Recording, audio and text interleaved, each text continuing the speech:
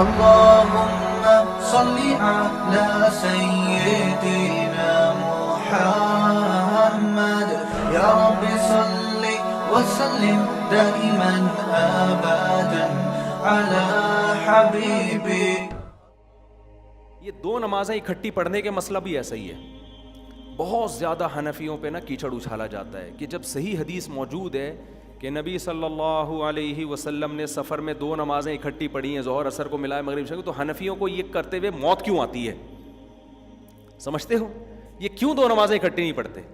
آپ ناروے سے آئے ہیں نا, میں نے ناروے میں بھی مسئلہ بیان کیا لیکن وہ ڈیٹیل میں نہیں بیان نہیں کیا. اس کا کلپ چلا دیا لوگوں نے.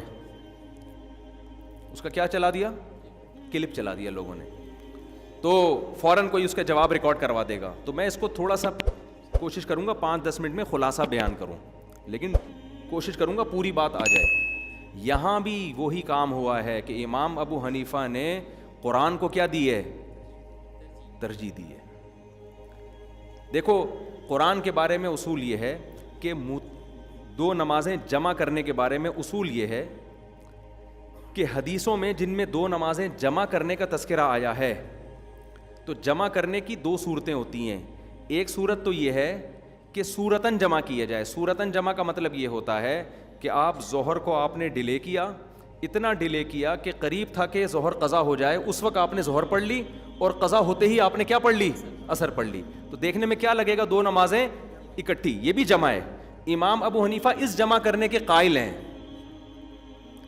سمجھتے ہو کیوں؟ اس طرح سے جب ہم حدیث میں تعویل کریں گے تو قرآن اور حدیث کیا ہو جائیں گے؟ آپس میں جمع ہو جائیں گے.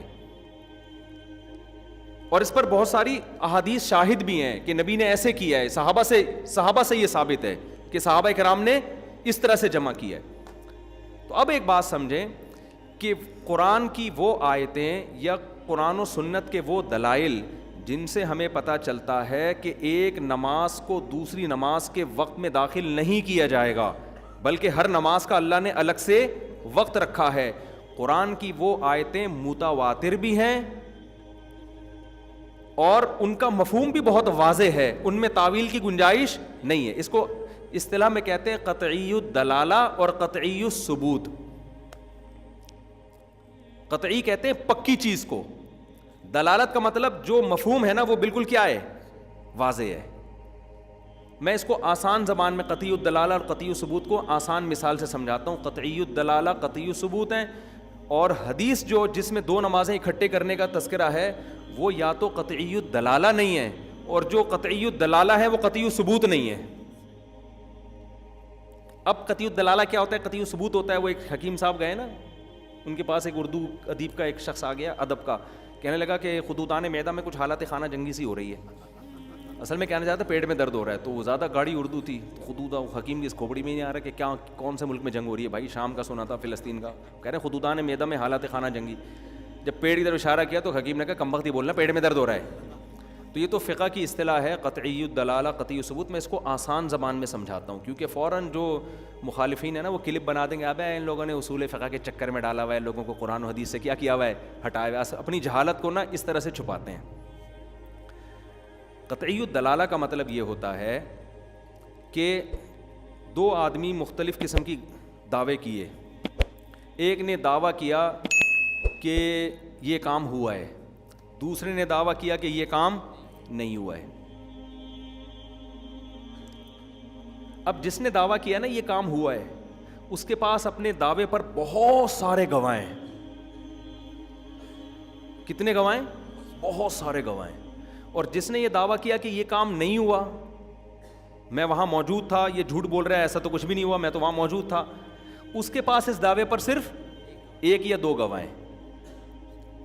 تو ہم کہیں گے قطعی الثبوت جو ہے وہ پہلا مدعی ہے, دوسرا مدعی قطعی الثبوت نہیں ہے. اس کے پاس بھی گواہ ہیں لیکن اتنے پکے ڈھکے نہیں ہیں, اس کے پاس تو درجنوں لوگ ہیں.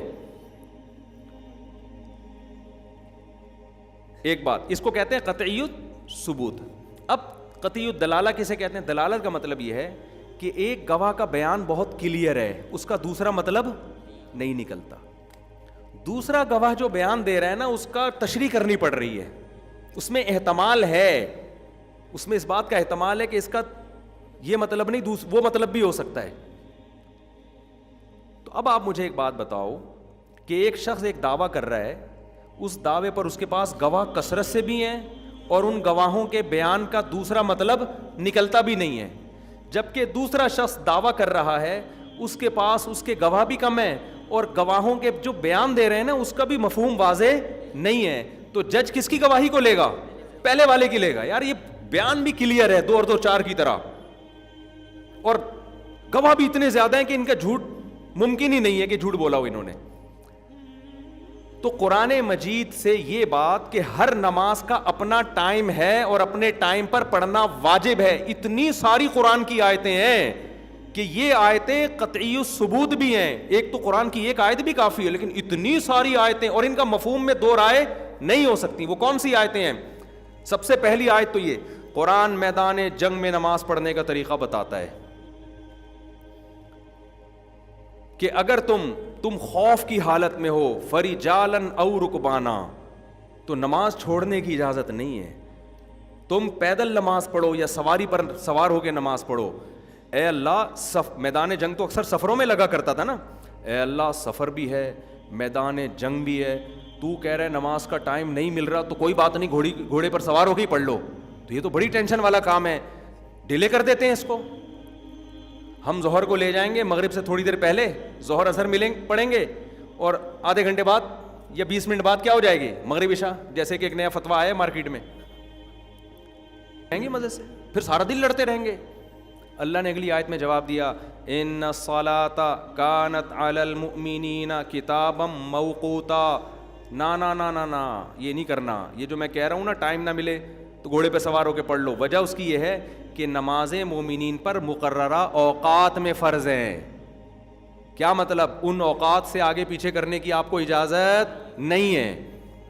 یہ آیت قطعی الدلالہ بھی ہے اور قطعی الثبوت بھی ہے. اس کے علاوہ جہاں اہل جنت کا قرآن تذکرہ کرتا ہے وہاں قرآن لازمی یہ کہتا ہے والذین هم علی صلواتہم یحافظون. یہ لوگ اپنی نمازوں کی حفاظت کرتے ہیں. حفاظت کا مطلب کیا ہوتا ہے؟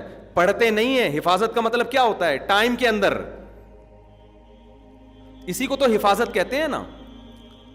ڈیلے کرنے کو حفاظت تھوڑی کہتے ہیں، اس کو تو پڑھنا کہتے ہیں. اللہ کہتے ہیں یہ لوگ نمازیں پڑھتے ہیں تو اللہ ہم رات کو اکٹھی ساری 5 نمازیں پڑھ لیتے ہیں، یا ہم ظہر اثر میں پڑھتے ہیں اور مغرب کو عشاء میں پڑھتے ہیں. تو یہ حفاظت تو نہیں ہوئی نا. اور صلاۃ کا لفظ بھی ہے اور صلوات کا لفظ بھی ہے. عربی میں جمع کے لیے کم سے کم 3 کے لفظ پر دلالت ہوتی ہے، کم سے کم 3. اور صلوات میں تو جمع قلت بھی نہیں ہے. یہ اس کا مطلب زیادہ نمازیں، تو 5 نمازیں مراد ہیں اس سے. تو 5 نمازوں کی یہ کیا کرتے ہیں؟ حفاظت کرتے ہیں. اور جہاں اللہ نے مفرد کا لفظ استعمال کیا والذین هم علی صلاتہم یحافظون، وہ تو اس سے بھی زیادہ صریح ہے کیونکہ یہاں اس میں جنس ہے. نماز یعنی جو 5 نمازیں ہم نے فرض کی ہیں ان کی یہ کیا کرتے ہیں؟ حفاظت کرتے ہیں. تو حفاظت حفاظت حفاظت درجنوں کئی جگہ قرآن میں یہ لفظ آیا ہے. اور قرآن یہاں سفر اور حضر میں فرق، ان الصلاۃ کانت علی المؤمنین کتابا موقوتا، تو متبادر تو یہی ہے کہ سفر کے بارے میں اور جہادی سفر کے بارے میں نازل ہوئی ہے. یہ نہیں آ رہی میرا خیال بات سمجھنے. تو امام صاحب کی نظر میں کہ اتنی واضح آیتیں ہیں جہاں بار بار حفاظت حفاظت حفاظت حفاظت کا تذکرہ کیا جا رہا ہے، یہ آیتیں قطعی الثبوت بھی ہیں اور قطعی الدلالہ بھی ہیں. جبکہ حدیثوں میں جو تذکرہ آتا ہے سفر میں 2 نمازیں آپ نے اکٹھی پڑھی ہیں، وہ یا تو قطعی الثبوت نہیں ہے یا قطعی الدلالہ نہیں ہے. جن نمازوں میں آتا ہے نا ظہر کو پراپر قضا کر کے اثر میں لے کر گئے ہیں ان کی سند پہ کلام ہے، اور جن کی سند پہ کلام نہیں ہے ان میں یہ نہیں ہے کہ ظہر کو قضا کیا ہے، ان میں کہ ظہر کو مؤخر کیا اثر تک اور اثر کو مقدم کیا ہے. سمجھتے ہو کہ نہیں سمجھتے ہو؟ تو اس لیے امام ابو حنیفہ کا موقف اس بارے میں احتیاط پر مبنی بھی ہے اور بہت مضبوط موقف ہے. یہی وجہ ہے کہ امام ابو حنیفہ کے جو 2 شاگرد ہیں نا، امام ابو یوسف اور امام محمد، انہوں نے بہت سے مسائل میں امام حنیفہ سے اختلاف کیا ہے. مجتہد تھے وہ بھی. اس مسئلے میں انہوں نے امام حنیفہ سے اختلاف نہیں کیا. دلائل بہت مضبوط ہیں. نہیں آ رہی میرا خیال ہے بات سمجھ میں. دوسری بات یہ کہ حج میں ہم کیا کرتے ہیں؟ مینا میں 1-2 نمازیں ایک ساتھ پڑھتے ہیں کیونکہ وہاں قطعی الدلالہ بھی ہے اور قطعی الثبوت بھی ہے، کیونکہ حج کو کوئی ایک صحابی تو بیان نہیں کر رہا نا، ہزاروں صحابہ نے حج پہ دیکھا.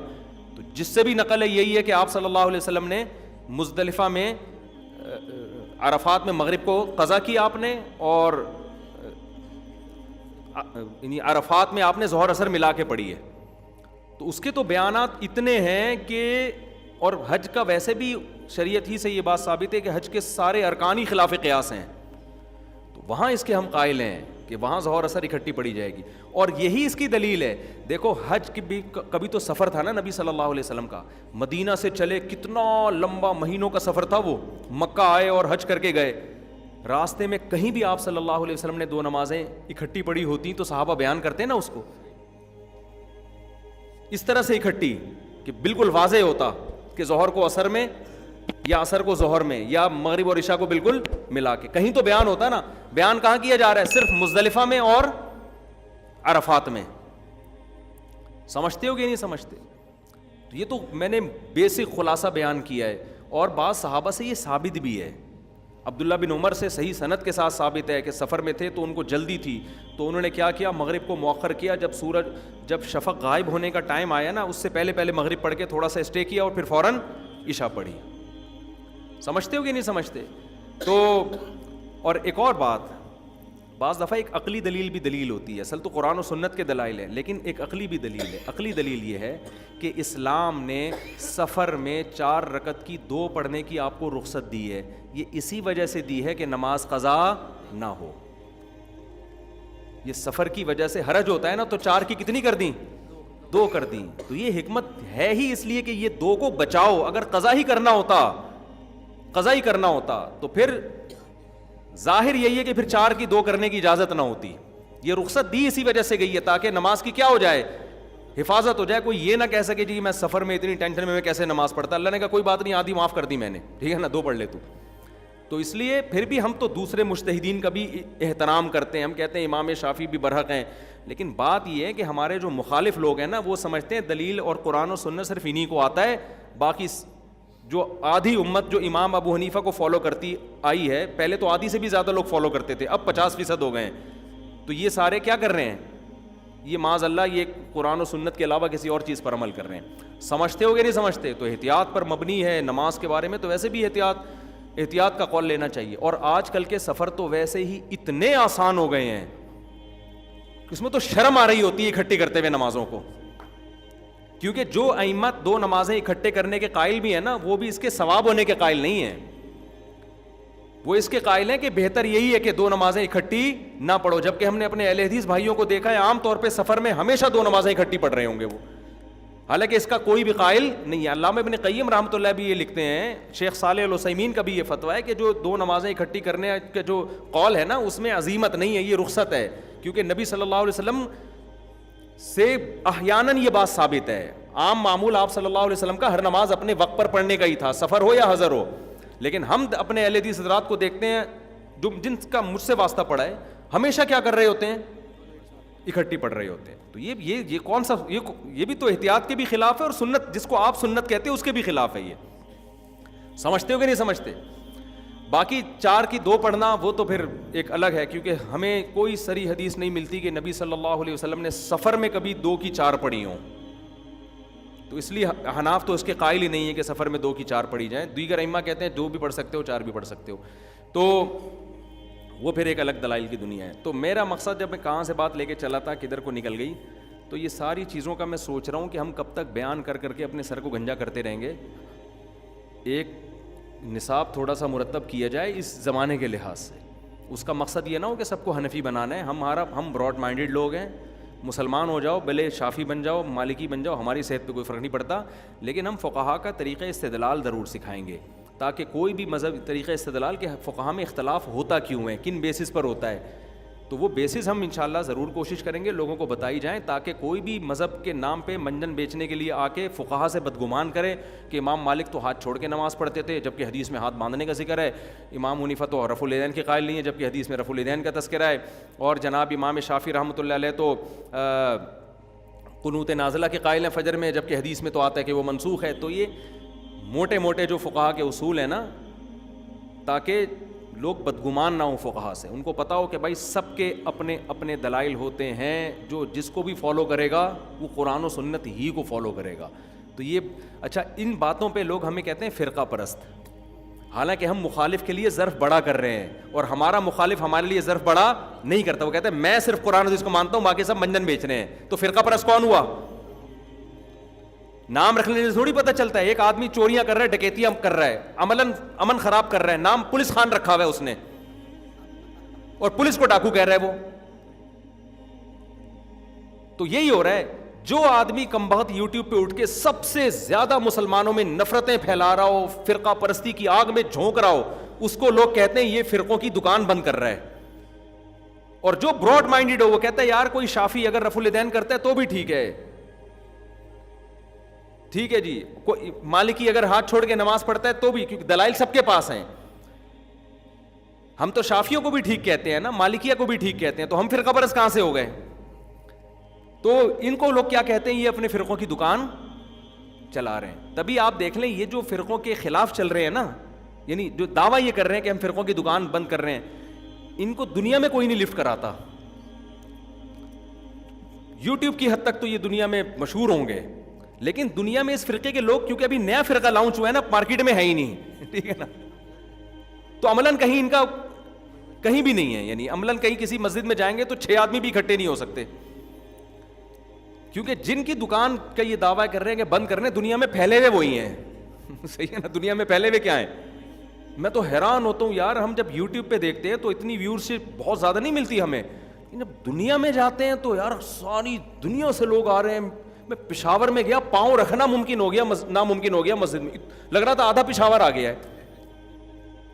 کیوں؟ وجہ اس کی ہے کہ پشاور میں جو 1200 سال پہلے اسلام آیا نا, ہم اسی اسلام کو پروموٹ کرنے گئے وہاں پہ. آپ جو فرقوں کی دکان کے بند کرنے کا دعویٰ کر رہے ہو کہ نیا فرقہ لا رہے ہو جو ابھی تک پشاور میں لانچ ہوا ہی نہیں ہے, وہ اسلام 15ویں صدی میں آ رہا ہے. نہ وہ لاہور میں ہے وہ اسلام, نہ وہ پشاور میں, نہ وہ خانیوال میں, نہ وہ چیچا وطنی میں, نہ وہ کراچی میں. یوٹیوب پہ کچھ لوگ ہوتے ہیں جو پوری دنیا سے کچھ, جن کے پاس علم نہیں ہوتا, وہ اکٹھے ہوتے ہیں, تو ان کی ویورشپ دیکھ کے لوگ سمجھتے ہیں کہ ماشاءاللہ ان کا کراؤڈ کیا ہے. جب آپ مارکیٹ میں جاؤ گے تو کراؤڈ نام کی کوئی چیز نہیں ملے گی. سمجھتے نہیں ہو بات کو, میرا خیال ہے نکل پڑتے ہو رات کو. جب سمجھو گے بات, پڑھتے نہیں ہو رات کو, نکل پڑتے نہیں, پڑھتے نہیں ہو رات کو, تو کیسے سمجھو گے بات کو؟ مطالعے کا ذوق ختم ہو گیا نا مارکیٹ میں. تو میں تو پشاور گیا, میں نے ان سے بولا بھائی جو 1200 سال پہلے اسلام آیا تھا نا پشاور والوں, وہ اصل اسلام تھا. اب 15ویں صدی میں کوئی نئی قرآن و سنت کے نام پہ کوئی نئی چیز لے کر آ رہا ہے تو اس کو مسترد کر دو. بولو الو بنا رہا ہے, وہ جو آ گیا تھا نا وہی والا ہے اصل. ایسا نہیں ہو سکتا کہ 1200 سال سے پشاور والے گھاس کھا رہے ہوں, اب آ کے ان کو کوئی اسلام بتا رہا ہو کہ اوریجنل تو سچی مچی کا یہ ہے. ایک صاحب کہنے لگے ہمارا مسلک پشاور میں, یہ یہاں سے ہم نے سنا, یہ جو دماغ کیا نا, ایک صاحب کہنے لگے اب ہمارا مسلک پشاور میں بہت تیزی سے پھیل رہا ہے. ایک دوسرا بندہ کھڑا ہوا تھا, اس نے کہا اب کیا پھیل رہا ہے پشاور میں, اسلام تو 1200-1300 سال پہلے آیا ہے یار, یہ اب کیا پھیل رہا ہے بھائی. اور جو پشاور میں 1200 سال پہلے اسلام آیا, کراچی میں بھی وہی آیا, دہلی میں بھی وہی آیا, سہارنپور میں بھی وہی آیا, کلکتہ میں بھی وہی آیا. تو یہ نئی چیز جو مارکیٹ میں آ رہی ہے, کتنا خوبصورت لیبل لگائے, تو اس کو سائڈ پہ کر دو. یہ کوئی, ہاں جو اسلام 1200 سال پہلے آیا تھا اصل تو وہی ہے, کچھ بدعتیں شامل ہوتی رہی ہیں, کبھی آئیں پھر وہ نکل گئی. بدعت کبھی بھی کنٹینیو صدیوں تک چلتی نہیں ہے, تو جو نئی نئی چیزیں آ رہی ہیں ان کو ہٹاتے رہو. تو پورا یہی چینج کر دو کہ یہ سارے علمائی غلط ہیں, یہ فقہی غلط ہے. تو میرے بھائی غیر مسلم بولے گا 1200 سال میں نہیں آیا تو اب پتہ نہیں. جیسے اسلامی خلافتیں جتنی ہیں نا, بعض لوگ کہتے ہیں ساری خلافتیں غلط تھیں. امام احمد بن حنبل نے یہ فتویٰ اس لیے دیا کہ فقہ حنفی کی حکومت تھی, اس کے روب میں آ گئے. اس کا مطلب امام احمد بن حنبل جو 1300 سال تقریباً پرانی بات, اس وقت کس کی حکومت تھی؟ خلافت فقہ حنفی کی تھی. تو اوریجنل اسلام تھا نا. اس وقت اللہ نے غلط لوگوں کو حکومت دے دی تھی. تو کہیں شافی لوگوں کی حکومت رہی ہے, کہیں مالکیہ کی حکومت رہی ہے, اندلس کی طرف مالکیہ, فقہ مالکیہ تھا. تو یہی رہے ہیں سارا. حرم میں کہتے ہیں نا 4 مصلے تھے, غلط تھے, ہم 4 مصلوں کے قائل نہیں ہیں, اور ساری دنیا اس پہ متفق بھی نہیں تھی. لیکن 5واں پھر بھی نہیں تھا, اس لیے کہ مسلمانوں کی نمائندگی 4 مصلوں میں ہی سمجھی جا رہی تھی اس وقت. 5ویں نے کیوں اپلیکیشن نہیں لکھی کہ میرا بھی ہونا چاہیے, تھا ہی نہیں. آئی میرا خیال ہے بات سمجھ. تو کوئی تھا ہی نہیں پانچواں. تو ان کی شیعہ لوگ تھے لیکن ان کو نمائندگی نہیں دی گئی, ان کو اہل سنت والجماعت سے خارج سمجھا گیا. انہوں نے کہا نہیں بھائی یہ حرم اہل سنت والجماعت کا ہے. تو یہ میں آپ سے بار بار کہہ رہا ہوں, فرقہ پرستی کے نام کو لیبل بڑے اچھے لگائے جا رہے ہیں کہ ہم فرقہ پرستی کی دکانیں بند کر رہے ہیں, فرقہ پرستی کو ختم کر رہے ہیں. تو ان خدا کا واسطہ ان لیبلوں پہ مت جاؤ. جیسے مغربی دنیا نے عورت کی آزادی کا لیبل بڑا اچھا لگایا, عورت آزاد, عورت آزاد. مقصد عورت کی آزادی نہیں ہے, مردوں کی عیاشی. رزلٹ اس کا کیا نکل رہا ہے, مردوں کی. مفتی طارق مسعود صاحب کے بیانات سننے کے لیے youtube.com/مفتی طارق مسعود کو سبسکرائب کریں, اور اگر آپ لائیو ویڈیو کو کبھی بھی مس نہیں کرنا چاہتے ہیں تو سبسکرائب کرنے کے بعد بیل آئیکن پہ کلک کرنا مت بھولیں. جزاک اللہ.